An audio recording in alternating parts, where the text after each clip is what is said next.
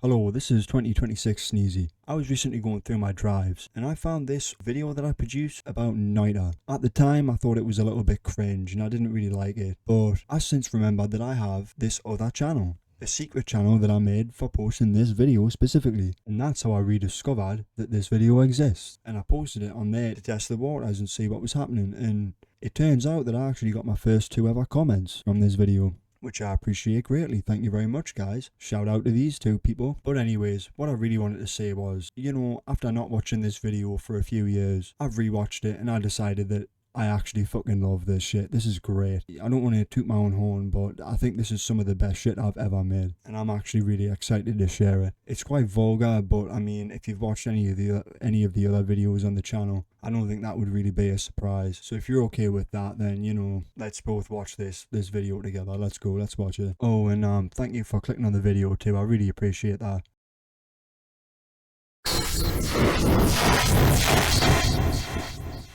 Okay, so this is Noita, an action roguelite that's procedurally generated and is about, quite simply, getting through all of the floors and killing the boss at the bottom. So it might seem on the surface. This game's actually really deep and it's consistently surprised me with mechanics, gameplay design and an unorthodox style that really stands out from the crowd. A must-play rogue, and to be honest, in my opinion, the best rogue on the market currently. I personally think that they are going to mention this game alongside titles like King's Field. I think this game is going to be credited with inspiring some of the future's greatest titles. Hopefully in this video I'll be able to show you just why I think that. If I sound like I'm reading a script throughout this video, it's because I am. That's why it sounds like I'm reading out my essay to the class or whatever. But anyways, I'm Sneezie, this is me, this is what I look like. I'm halfway to 50 years old and this is my Noita video.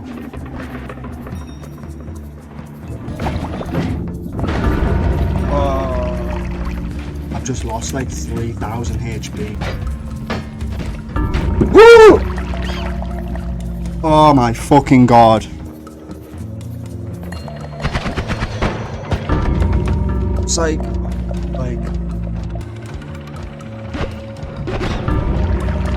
your objective is to descend into the mines, collecting items to help you descend further. There's 7 floors, each with their own respective biomes. Firstly, the aforementioned mines, and there's a lot of shit in there, shit like Hamas, maybe, Amis, Capo no Jazka, maybe even if you're lucky, in fact there's a lot of stuff in this game with really fucked up names. I think this game's from Sweden or the Greenlands. Helsinki. Smash, smash, smash, yeah. But the most common enemies you'll encounter are the spiders, the zombies, slimy boys. I don't think they're actually called slimy boys, but that's what I call them. And these are a great introduction to the kind of obstacles you're going to encounter throughout the game. You got the zombies. They're your basic melee enemies that fluctuate between doing nothing, scanning random chunks of meat that they find out and about, and flying all over the place.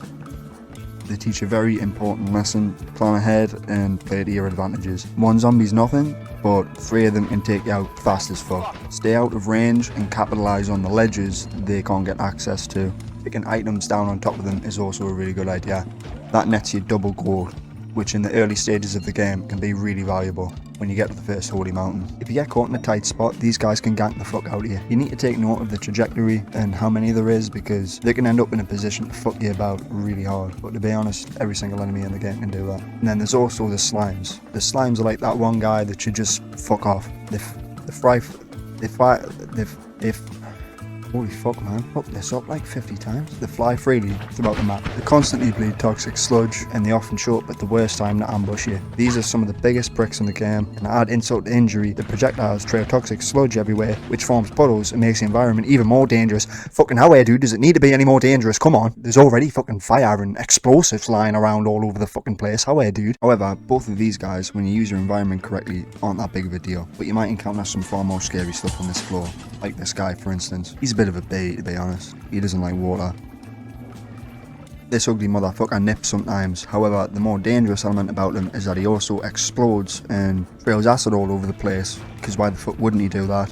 It might even be best to run past him, but if you do decide to attack him, he shoots out 3 more dangerous versions of the slimy boys, which, again, in the early stages of the game, can be quite difficult to deal with, given your lack of equipment and appropriate ones. Speaking of which, level 2, the coal pit. A collection of steep caverns with sporadic piles of coal everywhere. If you're new to the game, you shouldn't really worry about this next part, but more experienced players use this as a bit of a make or break level. If the run hasn't went very well up to this point, then it probably isn't worth it. So they might just decide to jump into a puddle of lava or acid or, you know, fucking any other number of dangers that litter the entire environment. Again, if you're new, don't worry about it, just keep playing through and you'll eventually understand what I'm talking about. I've actually realised partway through making this video that I don't want to fill this video up with spoilers, as a big part of the game is actually figuring this stuff out for yourself. If you do end up playing this, I definitely recommend that you try and beat the game at least once before you research anything online, as it ruins some mind-blowing discoveries that you definitely want to figure out for yourself. But anyways, getting back to level 2, it's filled with hordes of these blue cunts that bleed blue slime everywhere, which in turn makes it more difficult to get away from the hordes of blue cunts that are all over the place. And these are also melee enemies, which means they have quite a high chance of stunning you. That's when the stars appear above your head. And so their melee attacks, in combination with the environment, tend to result in you getting fucking ping-ponged all over the place. They accelerate quite a lot as they initiate their attacks, so they tend to be quite hard to kill once they're attacking you. These ones are like Neo motherfuckers. Similar to those guys, they're capable of spawning minions, except there's no limit to how many they can produce. They tank tons of damage, and if you don't take them out quickly, you might just end up getting moshed. But I think that's essentially the point of this level, is down here you'll find way more of everything you found in level 1, which, I'm only joking, I'm not going to do that rapid fire bit again. I've just done it like 1 second ago and you're probably already sick of it. The point of this level is to prove that, even if you might have gotten through the mines with good use of the map and patience, not like games wants to fuck you right up the arse by any means necessary, even if that means throwing a borderline unfair amount of enemies at you with increasingly nonsensical diversity. Speaking of nonsensical diversity, directly to the left of the coal pits are the fungal caverns. A very plentiful biome with threats to match. You'll find tons of ones here, although they're typically not very good. It can be a great place to farm spells and make your existing ones more powerful. But more experienced players go there in search of potions, as they're very plentiful as well. Oh yeah! It's an extremely dangerous location and a challenge that shouldn't be taken lightly. The roster of possible enemy spawns is wide, and there's also a very, very small chance of encountering an enemy that's so fucking dangerous that the music changes when they're nearby. If you come face to face with them this early, they will demolish your playthrough and the environment in order to get to you. All of the previously discussed tactics become irrelevant. You'll know them when you see them, and that's all I want to say about them for now. In contrast to that guy's sheer brutality, most enemies in here have abilities that you need to memorise in order to not get fucked about by them. Hartnell. Like this guy, for instance. He's like my father. He fucking disappears. Or this thing. It pops out so many fucking kids that you'd think it was called Blob the Bounty Hunter.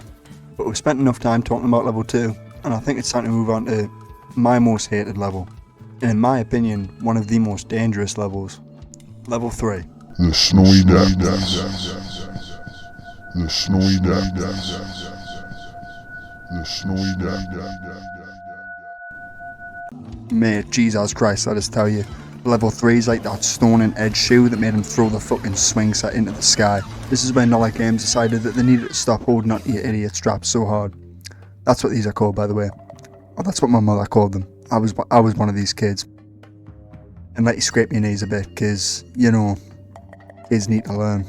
If you aren't getting sniped from off screen, you're getting frozen and killed from full health by one of these pulsating blue knobs.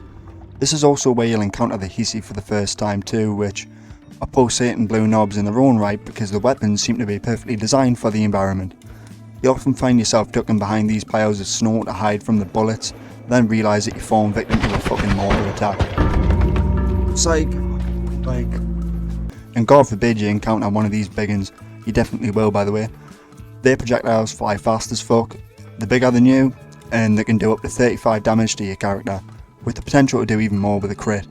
Overall, massive dickheads, brilliant Noita enemy, would not recommend.